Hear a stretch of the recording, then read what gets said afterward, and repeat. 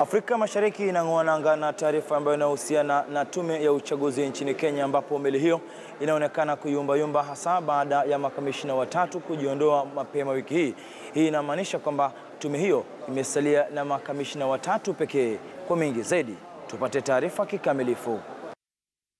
Tume ya uchaguzi na mipaka nchini Kenya IEBC ikiongozwa na mwenyekiti Wafula Chebukati kufuatia mawimbi ya mgawanyiko yaliyoibuka baada ya uchaguzi wa mwezi Agosti mwaka jana na marudio yake mwezi Oktoba, inazidi kuzama katika wimbi la tofauti kati ya makamishna. Mapema wiki hii, naibu mwenyekiti Koni Maina na makamishna Paul Kurgat na Margaret Mwachanya wakatoa taarifa za kujiuzulu. We regret to announce our resignation from the commission with immediately effect. Watatu hao wanatoa sababu kuu za kujiuzulu kuwa mwenyekiti Wafula Chebukati. We find our position as commissioners under his leadership no longer tenable.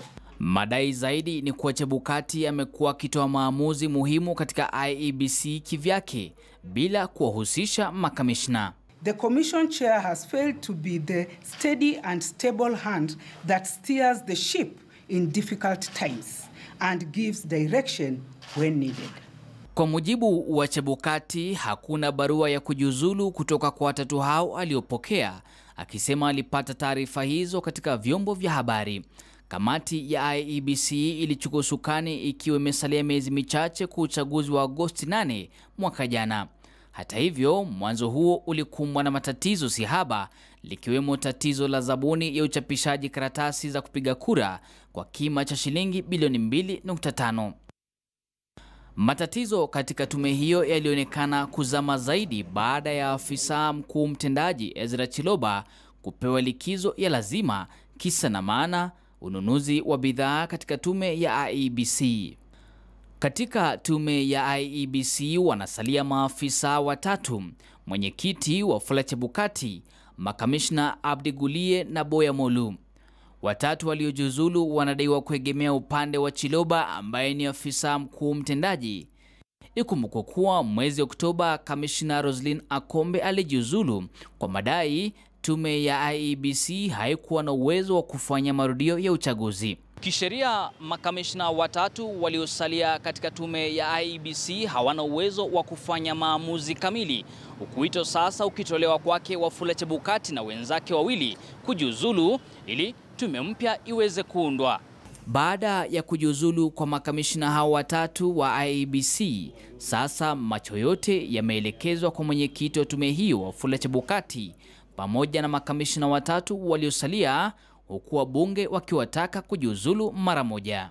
We cannot keep incompetent, corrupt and unethical people in office simply because we want them to undertake certain roles. A kind of rot that is in the IEBC is so deep that it will take perhaps a total overhaul of the institution. The chicken are coming home to roost. You know, remember NASA was in the forefront asking the IEBC to be dismantled, and we requested them to resign at the most opportune time. They refused. Baadhi ya majukumu ambayo yamekodolea macho tume hiyo ni pamoja na chaguzi ndogo katika maeneo mbalimbali, shughuli ya kuratibu upya mipaka na ambayo inastahili kuanzia mwaka ujao, pamoja na uchaguzi mkuu wa mwaka 2022. I think we need to seize this opportunity and form a new commission for this country as early as possible, so that by the time we go to the election, we have an IEBC that Kenyans have developed confidence in, that Kenyans have seen working, doing the by-elections, doing the boundaries review. Makamishna waliobaki pamoja na mwenyekiti Wafula Chebukati wanaunga mkono kusimamishwa kazi kwa muda kwa afisa mkuu mtendaji wa IEBC Ezra Chiloba. Nicholas Omboa, Afrika Mashariki, KTN News. Na mvua kubwa ambayo imekuwa ikinyesha katika taifa jirani la Tanzania imesababisha maafa. Watu kadhaa wameweza kufariki dunia, ukikusia kwamba zaidi ya watu 10 wamekwisha fariki kufikia sasa, huku wengine wakifurushwa makwao. Rajab Hassan kutoka Dar es Salaam, Tanzania na maelezo. Dar es Salaam na Tanzania kwa ujumla ipo katika majira masika. msimu unaotawaliwa na mvua za hapa na pale. Mvua ya aina hii imenyesha kwa siku 3 mfululizo mwanzoni mwa wiki hii na haijasababisha tu hofu kwa wakazi wa mji huu, bali imeleta huzuni katika baadhi ya familia. Ninapenda kujulisha umma kwamba Watanzania au watu 9 wamefariki kutokana na mvua zinazoendelea kunyesha maeneo mbalimbali ndani ya jiji la Dar es Salaam. Waliishi watu hapa kabla mvua hii kubwa. Walioweza wametoroka makazi yao na kutafuta salama, lakini kuna ambao wamekwama hapa. Kusanya mikate, kusanya na vyakula tukawapelekea, na ambao wengine walikwama chini kule wanaita mito wa Baraka. Chini kule jangwani kabisa kule, ambao wengine walikuwa wako juu. Kwa ikabidi tuwapelekee vyakula kule. Kusema kweli hali imekuwa sio nzuri. Pia mvua kubwa imesimamisha baadhi ya shughuli za kila siku mjini hapa, ikiwemo huduma ya usafiri wa mabasi yaendayo haraka. Kama unavyoona maji yalivyojaa kituoni hapa. Kwa hiyo wakazi wenyewe pia wanapata shida, nyumba zimezama mpaka kwenye paa. Kwa hiyo hii kero ni kubwa sana. Serikali find alternative, ikiwezekana hata wajenge flyover basi hapa ili kuweza kutatua hili tatizo. Kwa kweli ni tatizo kubwa sana. Kama utaangalia pande ile nyingine utaona hakuna shughuli yoyote ile. Kwa sababu mvua imenyesha mpaka paa ya juu kabisa. Kwa hiyo madhara yote yanasababisha na hii mvua ni mengi, hata sijui nikwambie nini. Hali kwa kweli inatisha na inasikitisha. Hata hivyo, mamlaka ya hali ya hewa Tanzania mapema mwezi Februari ilitoa onyo la hatari ya mvua kubwa zinazoshuhudiwa hivi sasa. Hii ni taswira ya eneo pembezoni mwa jiji la Dar es Salaam siku ya 4 baada ya mvua kubwa. Wakazi wapo katika heka kuimarisha tena makazi yao. Lakini mzee Ali Masudi amezama katika lindi la mawazo. Wakati wa mvua alimpoteza mwanaye aitwaye Sadiki. Alizama katika mkondo wa mto huu na hakuonekana tena hadi baadaye mwili wake ulipookolewa na kuandaliwa kwa mazishi. Wasio alipokanyaga katika eneo hili ndio pakateleza pakamong'onyoka ndo akatumbukia. Mzee Ali ameishi hapa kwa muda mrefu. Anafahamu fika maafa yanayoletwa na mto huu nyakati za mvua kubwa. Mto huu ni kawaida yake, ukijaa lazima, kama mtu atapita karibu lazima afe tu. Na uokozi unakuwa mgumu sana, maji yanakuwa mengi sana hapo na mvutano unakuwa mazito. Yana tabia ya kuzunguka. Rafiki na majirani wa kijana aliyekufa maji, mbali ya masikitiko, bado hawana imani kuwa wanaishi sehemu salama. Siwezi kulielezea kwa sababu ingekuwa kijana tu kawaida ambaye simfahamu sawa. Lakini alikuwa nguvu kazi yangu yani. Namfahamu, ana shida na mtu, ana matatizo na mtu, na mpaka siku ya mwisho ambayo linampata hilo tukio nimeonana naye. Tusistaajabu baada ya kutokea tukio hili tukakaa tena likatokea lingine ndio serikali ikaamka kuja kujenga, lakini hatuamini kwamba serikali yetu kwa sababu limetokea hili watakuja kushughulika na ujenzi kuweka mambo sawa. Hilo siwezi kuliamini kwa sababu mifano tayari imeshatokea. Mvua ilionyesha jijini hapa mwanzoni mwa wiki hii imegharimu maisha ya watu 9 katika maeneo mbalimbali ya jiji la Dar es Salaam. Mto huu unafahamika kama mto Kizinga, upo hapa mjini Dar es Salaam. Kina chake huwezi kukipima kwa macho kwa muda huu. Na kila mwaka nyakati za mvua, mto huu umekuwa ukigharimu maisha ya wakazi wa eneo hili. Rajabu Hassan, KTN News, Dar es Salaam. Hapa nchini Kenya ni kwamba mvua kubwa pia imekuwa ikinyesha na kusababisha maafa katika kaunti mbalimbali humo nchini. Hali hii basi imeweza kuipa serikali jukumu la kuona ni vipi wanaweza kunusuru wale ambao kufikia sasa wameweza kuathirika na mafuriko. Carol B na maelezo kuhusiana na hili. Kwa takriban miezi miwili sasa, mvua kubwa imekuwa ikinyesha katika sehemu mbalimbali nchini. Na wakazi wengi wa Nairobi wanatarajia kuwa maji hayo yanaongeza viwango vya maji katika mito na bwawa la Ndakaini au yanahifadhiwa kwa matumizi. Lakini ziara katika bwawa la Ndakaini inatoa taswira tofauti, sababu ikiwa mvua inayonyesha haishuhudiwi kila pahali.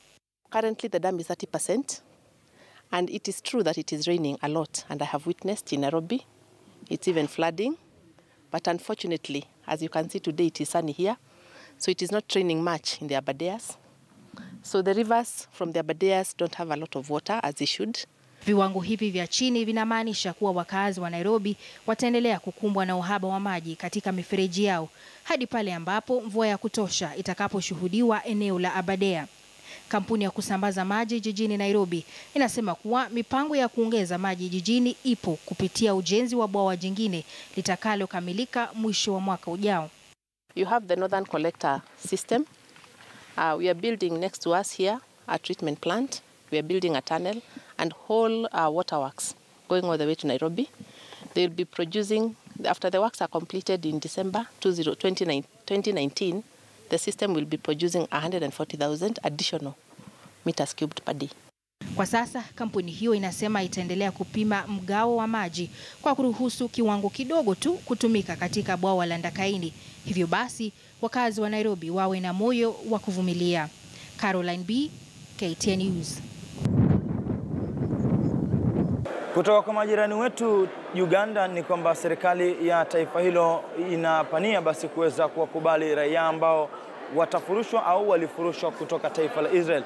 Hii ni kutokana na kwamba serikali ya Israel imekuwa katika mstari wa mbele kuona ni vipi raia ambao wapo kinyume cha taifa hilo wameweza kufurushwa katika mataifa mbalimbali. Mtindo wa utekaji nyara hasa watoto umekithiri katika siku za hivi majuzi nchini Uganda. Juma Nsereko ni mzazi wa pacha wenye umri wa miaka 5 waliotoweka kwa siku 3. Mshukiwa ambaye ni jirani yao alitoweka na watoto na kisha kuitisha shilingi milioni 15 za Uganda ndiposa waachilie watoto hao. Familia ya pacha hawa inadai kwamba ilikuwa na wakati mgumu kupata msaada wa polisi wakati ambapo watoto wao walikuwa wametoweka. Maafisa wa polisi Uganda wamesisitizia kujitolea kwao kukabiliana na uhalifu huu vilivyo. For the public, yes, they may point fingers, they may accuse. What we are focusing on is to find the criminals because the crime was committed. We must find them and the law must work. We must bring them to book and we must have evidence that places them on the scene of crime for the trial judges to do a fair work of convicting them so that we can have a community less some of these criminals.